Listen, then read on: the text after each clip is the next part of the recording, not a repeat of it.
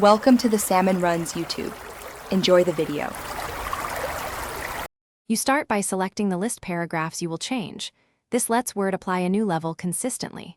Once selected, press Tab to promote to a deeper level, or press Shift plus Tab to move back. These keystrokes adjust nesting immediately.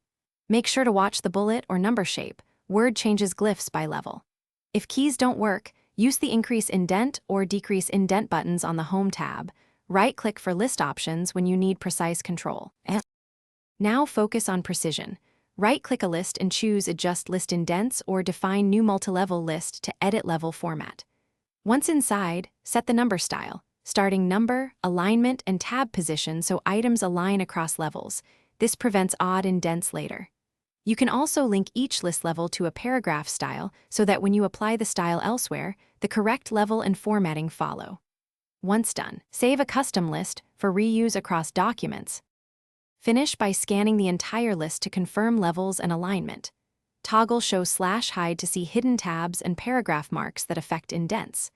If some items keep the wrong level, use clear formatting on those paragraphs, then reapply the correct list level, or restart numbering where needed. If numbering still behaves oddly, check linked styles.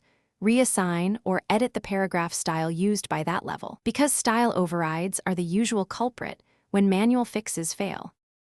Thanks for watching. Consider subscribing if we helped you.